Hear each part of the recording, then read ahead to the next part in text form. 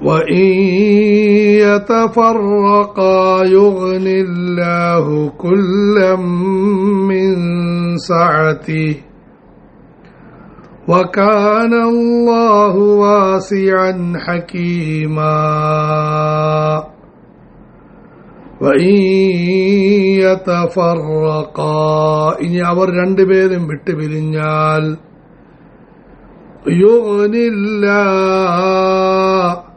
അല്ലാഹു തആല ആവശ്യമില്ലാത്തവരാക്കുന്നതാണ്, കുല്ലൻ ഓരോരുത്തരെയും ആവശ്യമില്ലാത്തവരാക്കുന്നതാണ്, മിൻ സഅതി അല്ലാഹുവിന്റെ വിശാലതയിൽ നിന്നും.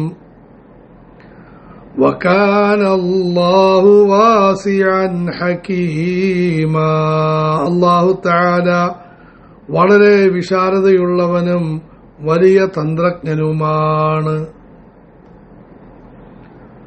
സൂറത്തുൻ നിസാ 130 ആയത്താണ്. വൈവാഹിക ജീവിതവുമായി ബന്ധപ്പെട്ട അവസാനത്തെ ആയത്താണ്.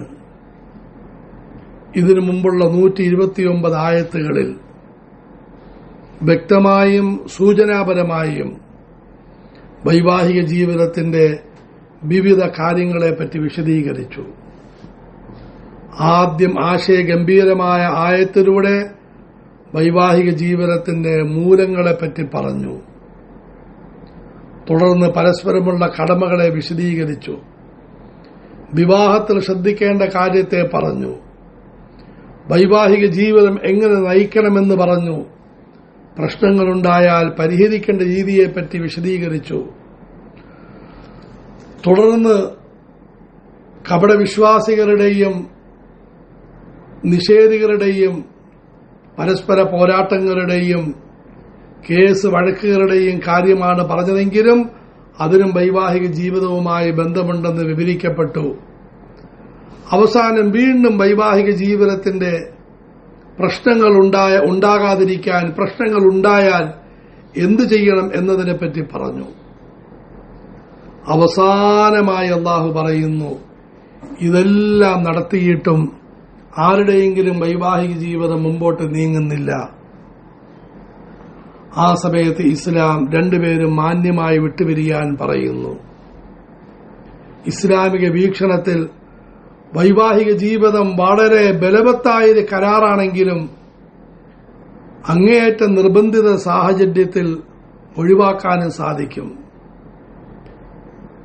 ഇന്ന് ഒരു പ്രവണത വർദ്ധിക്കുന്നുണ്ട്. വിവാഹബന്ധം ഉണ്ടായിക്കഴിഞ്ഞാൽ എത്ര പ്രശ്നമുണ്ടായാലും ശരി അത് വിട്ടുപിരിയാനേ പാടില്ല എന്നൊരു വീക്ഷണം.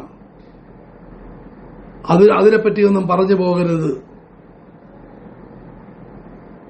അതിനെപ്പറ്റി മിണ്ടിപ്പോകരുത്.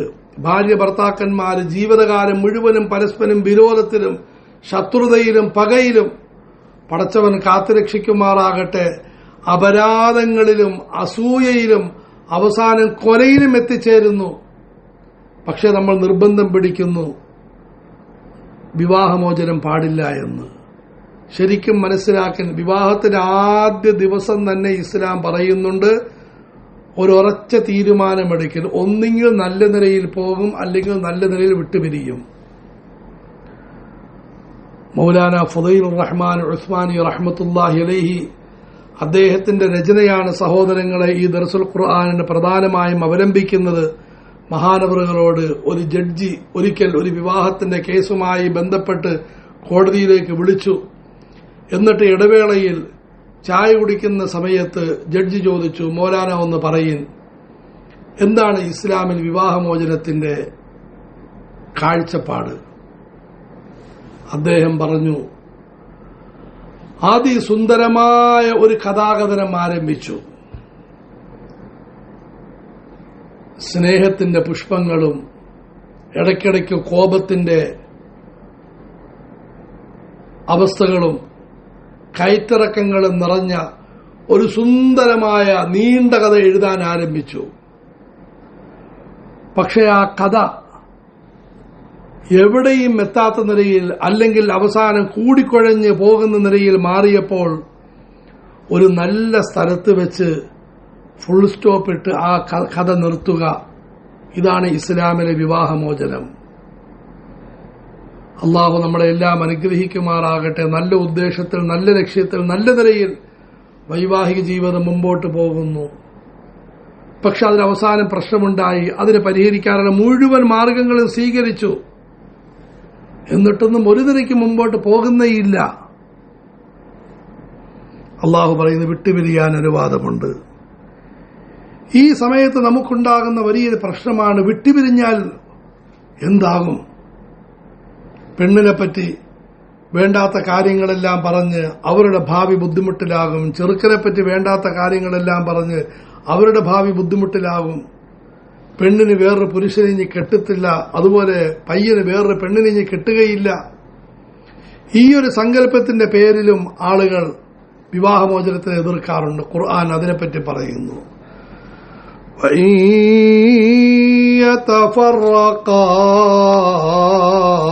ഇണകൾ കഴിവിന്റെ പരമാവധി ജീവിതം നല്ല നിലയിൽ മുമ്പോട്ട് നീക്കാൻ പരിശ്രമിക്കണം. ഒരു നിലയ്ക്കും മുമ്പോട്ട് പോകാൻ സാധിക്കാത്ത അവസ്ഥ വന്നാൽ ഇനി വിട്ടുപിരിയലാണ് യോജിച്ചതെന്ന് യാഥാർത്ഥ്യ ബോധമുള്ളവർ പറഞ്ഞാൽ അത് മനസ്സിലാക്കണം. നമ്മളല്ല തീരുമാനമെടുക്കേണ്ടത്. ഏതെങ്കിലും പണ്ഡിതന്മാരുമായി ബന്ധപ്പെടും. അവർ ഫുൾ പഠിച്ചിട്ട് പറഞ്ഞു ഇനി നിങ്ങൾ വിട്ടുപിരിയുന്നതാണ് നല്ലത്.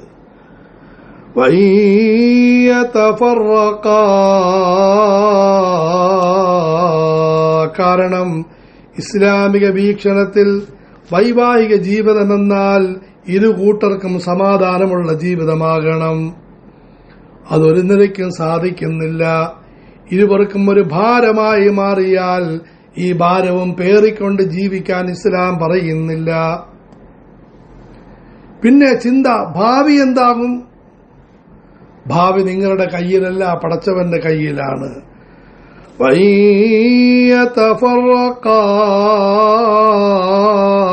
രണ്ടുപേരും വിട്ടുപിരിഞ്ഞാൽ അവിടെ ശ്രദ്ധിക്കണം, വിട്ടുപിരിയേണ്ടതുപോലെ വിട്ടുപിരിയണം. അതെങ്ങനെയാണ്? സൂറത്ത് തലാഖിൽ 15 നിയമമര്യാദകൾ പറയുന്നുണ്ട്. പടച്ചവനും പഠിക്കാൻ തൗഫീഖ് നൽകട്ടെ. സൂറത്തുൽ ബഖറയിൽ നല്ല നിലയിൽ വിട്ടുപിരിയുക എന്ന് പറഞ്ഞു. സൂറത്ത് തലാഖിൽ എങ്ങനെയാണ് വിട്ടുപിരിയേണ്ടത്? 15 നിയമമര്യാദകൾ. ഇതുമായി ബന്ധപ്പെട്ട് മാത്രം ഒരു സൂറത്ത്. അങ്ങനെ വിട്ടുപിരിഞ്ഞാൽ യുഗ്നില്ലാഹു കുല്ലം മിൻ സഅതി, അള്ളാഹുവിന്റെ കാരുണ്യം വളരെ വിശാലമാണ്. അള്ളാഹുവാണ് 3 മറയ്ക്കുള്ളിലായി നിങ്ങളെ സജ്ജീകരിച്ചത്. അള്ളാഹുവാണ് ഈ ഭൂമിയുടെ മൊട്ടത്തോടിന് മുകളിലേക്ക് നിങ്ങളെ കൊണ്ടുവന്നത്. ബാല്യത്തിൽ നിന്നും കൗമാരത്തിലേക്ക് കൈപിടിച്ച് നടത്തിയത്. കൗമാരത്തിനിടയിൽ നിങ്ങൾക്ക് വൈവാഹിക ജീവിതം കരിഞ്ഞെറിയത് പടച്ചവനാണ്. നിങ്ങളുടെ ഇന്നലകളെ നിയന്ത്രിച്ചത് അല്ലാഹ്. ആ പടച്ചവന് നാളുകളെയും നിയന്ത്രിക്കാൻ നിങ്ങൾക്ക് ആവശ്യമില്ല, ഉള്ളതെല്ലാം തരാൻ അനുവാദമുണ്ട്.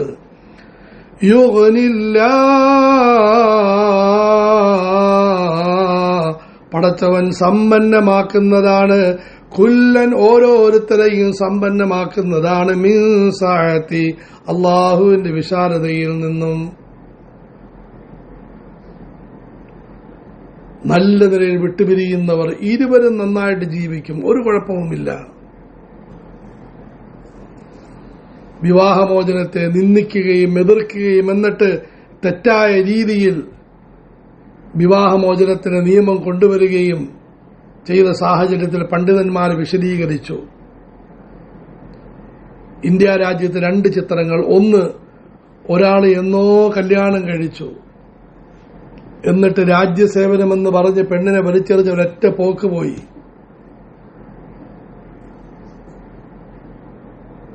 ഇതാണോ മാന്യത? വേറെ ഒന്ന്, 2 പേർ വിവാഹം കഴിച്ചു, നല്ലതിനെ മുമ്പോട്ട് പോകാൻ സാധിക്കുന്നില്ല, മാന്യമായി വിട്ടുപിരിഞ്ഞു. പയ്യൻ വേറെ കല്യാണം കഴിച്ചു, അവരുടെ ജീവിതമായി.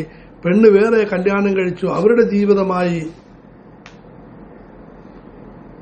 ഇതാണോ മാന്യത? യുഗ്നില്ലാഹു കുല്ലം മിൻ സഅതി, അല്ലാഹു തആല എല്ലാവരെയും അവന്റെ വിശാലതയിൽ നിന്നും സമ്പന്നമാക്കുന്നതാണ്. ഇവിടെ ഇന്നത്തെ മറ്റൊരു പ്രശ്നം, വിവാഹമോചിതയ്ക്ക് ജീവനാംശം കൊടുക്കണം എന്ന പ്രസ്താവന ഇന്ന് വർദ്ധിച്ചുകൊണ്ടിരിക്കുന്നു. ഇസ്ലാമിൽ വിവാഹമോചനം കഴിഞ്ഞു, ബന്ധം കഴിഞ്ഞു. പിന്നെ ആ സ്ത്രീക്ക് അള്ളാഹു വേറെ സജ്ജീകരണങ്ങൾ ചെയ്തിട്ടുണ്ട്. അവരുടെ മാതാപിതാക്കൾ, അവരുടെ ബന്ധുക്കൾ, മക്കൾ വളർന്നെങ്കിൽ അവർ, അതിലെല്ലാം ഉപരി അടുത്തൊരു ജീവിതം. ഇത് നമ്മൾ മനസ്സിലാക്കണം. ഒരു വിവാഹമോചനം നടന്നു, പിന്നെ അവരെ ആരും കല്യാണം കഴിക്കാൻ പാടില്ല എന്ന് പറഞ്ഞ് ബഹളമുണ്ടാക്കിക്കൊണ്ട് നടക്കും. അതിലും അർത്ഥമില്ല. അതുപോലെ വിവാഹമോചനം നടന്നവരുമായി ബന്ധപ്പെടാൻ ആളുകൾ പേടിക്കും. എന്തിനു പേടിക്കുന്നു? ചിലപ്പോൾ ഒരു വീഴ്ചകൾ ഉണ്ടായി കാണും. പടച്ചവരോട് മാപ്പ് ചോദിക്കും, ബന്ധപ്പെട്ടവരോട് മാപ്പ് ചോദിക്കും, എന്നിട്ട് ജീവിക്കുന്ന സന്തോഷത്തിൽ.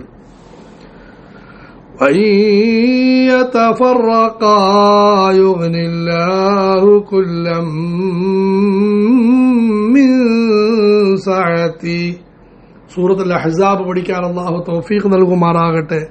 ആദരവായ റസൂലുള്ളാഹി സ്വല്ലല്ലാഹു അലൈഹി വസല്ലം മകനെ പോലെ കണ്ടിരുന്ന സയ്യിദ് റളിയല്ലാഹു തആല അൻഹുവിനെ കുടുംബത്തിൽപ്പെട്ടൊരു സ്ത്രീയായ സൈനബ് റളിയല്ലാഹു അൻഹയുമായി വിവാഹം കഴിപ്പിച്ചു. ആദരവായ റസൂലാണ് വിവാഹം കഴിപ്പിച്ചത്. അവർക്ക് വേണ്ടി ദുആ ചെയ്ത് കാണുമെന്ന് വ്യക്തമാണ്. പക്ഷെ അവരുടെ ജീവിതത്തിൽ ബുദ്ധിമുട്ട് വന്നു. പ്രവാചകൻ അവരെ ഉപദേശിച്ചു. അപ്പോഴും നബിതങ്ങൾ ദുആ ചെയ്ത് കാണുമെന്ന് വ്യക്തമാണ്. പക്ഷെ അവരുടെ ജീവിതം മുമ്പോട്ട് പോകുന്നില്ല. സമുദായത്തെ പഠിപ്പിക്കാൻ വേണ്ടി അല്ലാഹു തആല അവരുടെ വിവാഹമോചനം സംഭവിപ്പിച്ചു. സമുദായത്തെ പഠിപ്പിക്കാൻ, അല്ലെങ്കിൽ നബിതങ്ങളുടെ ദുആയ്ക്ക് അല്ലാഹു ഫലം നൽകി അവരെ ഒന്നാക്കാൻ പടച്ചവന് കഴിവുണ്ട്. പക്ഷെ അല്ലാഹു സമുദായത്തെ പഠിപ്പിക്കാൻ, എന്താ പഠിപ്പിക്കാൻ നോക്കിൻ? വിവാഹമോചനത്തിന് ശേഷം സയ്യിദ് റളിയല്ലാഹു തആല അൻഹുവിന് വലിയ ചിന്ത. എന്താ ചിന്ത? എന്റെ പഴയ കൂട്ടുകാരിക്ക് വിവാഹം ലഭിക്കണം, ഇണയെ ലഭിക്കണം. കാരണം ആദരവായ റസൂല് നടത്തിയ വിവാഹം, അതിൽ നിന്നാണ് അവർ പിന്മാറിയിരിക്കുന്നത്. ഇനി അവർക്ക് വേറെ ബന്ധം കിട്ടാൻ ബുദ്ധിമുട്ടായിരിക്കും. അദ്ദേഹത്തിന് ഭയങ്കര ചിന്ത. അവസാനം അദ്ദേഹം തന്നെ അഭിപ്രായപ്പെടുന്നു, ആദരവായ റസൂലുള്ളാഹി സ്വല്ലല്ലാഹു അലൈഹി വസല്ലം തങ്ങളെ സൈനബിനെ അങ്ങ് വിവാഹം കഴിക്കണം, വേറെ ആരും കഴിക്കാൻ സാധ്യതയില്ല. റസൂലുള്ളാഹി സ്വല്ലല്ലാഹു അലൈഹി വസല്ലം സയ്യിദ് റളിയല്ലാഹു തആല അൻഹുവിനെ തന്നെ ദൂതനായി അയക്കുന്നു. സയ്യിദ് റളിയല്ലാഹുവിന് പോകുന്നു. കണ്ടപ്പോൾ സൈനബ് മാറിക്കളഞ്ഞു. എന്തിനാ വന്നിരിക്കുന്നത്? വിവാഹാലോചനയ്ക്ക്. നിങ്ങളുമായിട്ടോ? അല്ല, ആദരവായ റസൂലുള്ളാഹി സ്വല്ലല്ലാഹു അലൈഹി വസല്ലം തങ്ങളുമായിട്ട്. അത് ഞാൻ അള്ളാഹുവിനോട് ആലോചിക്കട്ടെ. അകത്തേക്ക് പോയി നമസ്കരിച്ചു. ഖുർആനിൽ ആയത്തിറങ്ങി, ഞാൻ സൈനബിനെ താങ്കൾക്ക് വിവാഹം കഴിച്ച് തന്നിരിക്കുന്നു എന്ന്.